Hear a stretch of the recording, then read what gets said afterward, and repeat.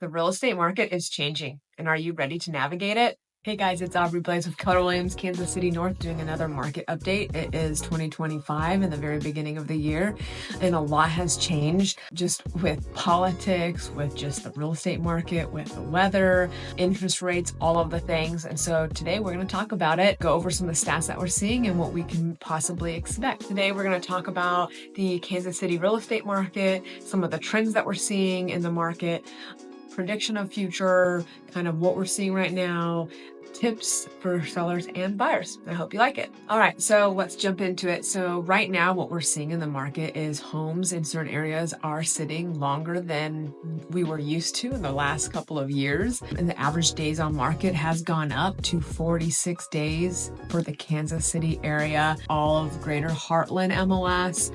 So that includes Kansas and Missouri, like Kansas City and like surrounding areas. And so that is just like a compiled number of like the average of everything. So obviously it's going to change from different counties, different areas and stuff. But the average right now is 46 days on market, which is so much higher than what we were seeing when it was just like 10 days, whatever. So it has changed a lot. We also saw that the month supply is going up. It's at 2.1, which is 5% higher than we were seeing when it was like 1.8 and 1.5. So that's good. That's saying that the homes or the supply is going up, which means there's more homes coming on the market that are available. They might be sitting a little bit longer. And we're kind of shifting a little bit in some areas of buyer's market where sellers are offering rate buy downs and things like that. Obviously, it's not the same in every area, but generally we're starting to see some of that, which is a complete opposite from the seller's market where we were offering way over list price and things like that. Our average sales price has gone up 10%, which is crazy considering that we're seeing things being price dropped a lot and homes sitting on the market a little bit more. So I'm curious to see how that number might change rolling into January and February. Even with the price of homes increasing that 10%, we're still seeing percent to list price at 96% of list price. So they're only getting 96% of what they listed the home for, which means that offers are coming in lower than what was listed for. So that's kind of interesting to see when you see average price of homes still increasing. I honestly thought that it would have kind of like stabilized or gone down or slowed. And it did slow compare at the end of the 2024 year, but it seems like it's starting to pick up, which is good. Our closed volume is starting to go up compared to last year, which is also crazy. And our total inventory has gone up by 5.8%. Those are all great things.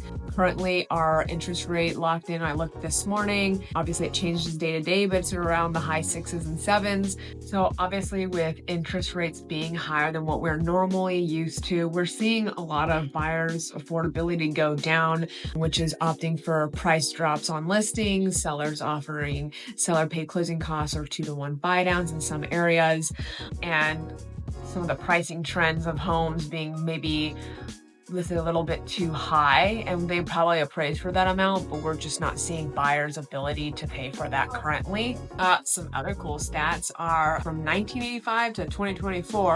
In 1985, married couples, first-time home buyers was up 75%. That was like made up of 75% of people that were married. And in 2024, it's only 50% of first-time home buyers. And then single women is actually the next highest. So single women back in 1985, there's only 11% of the population of single women that bought homes. Now it is 24%.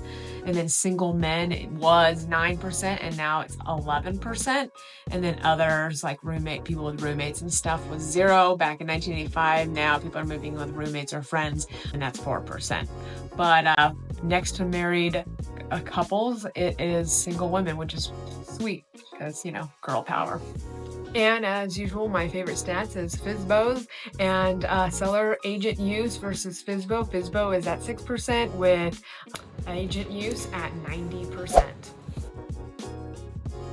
We can expect that the market trends are probably going to increase as we come into spring market, and more homes will come available, more buyers will come out, and we'll see things kind of increase. Now, if rates tend to stay the same, it'll probably be a very decent but normal buyers maybe a little bit of seller's market through the spring. If we see interest rates drop, we are going to see a flood of buyers come in that were waiting for this opportune moment, and homes are going to fly off the shelves. We might see things very similar to the seller's market that we were used to, maybe not quite as intensely, but it'll be like a little bit of a shock, especially if they go really low. If they go down to 4 or 5, we could probably see a pretty big pickup. And obviously if they increase, it might kind of really shift us into that buyer's market. One of the craziest things that is kind of up and coming is multi-generations homes. I have helped several families that are living with, grandparents, parents, children, grandchildren, all in one home, and it seems to be on the rise. Actually hit an all-time high, which is a very interesting subject I thought was pretty cool.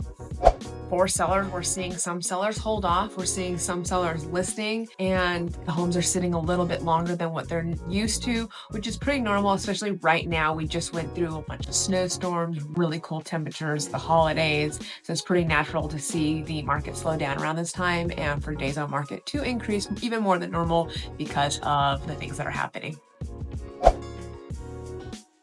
Or if you're a seller, you can expect to price your home effectively. There are still plenty of buyers out there looking. They are just not willing to pay for an overpriced home, basically, and they're wanting to negotiate more. So keep that in mind when you price your home. And if you price it effectively, it still can sell quite quickly. So just keep that in mind, and you can still have a very smooth transaction where everyone ends up to the closing table very happy. If you are a buyer right now is a great time to buy because you can still get a rate buy down, which would get you a little bit of a lower interest rate that you could eventually refinance down the line for possibly seller paid closing costs. You'll have a little bit more leverage. Maybe you could ask for a 2-to-1 buy down, things like that, but you definitely have a little bit more leverage. In some areas, not all, there are still homes that have multiple offers, not as extreme as what we were seeing, but still going into multiple offer situations. But some of the ones that have been sitting on the market a week, 2 weeks, 3 weeks, you might actually have some leverage coming from a buyer standpoint.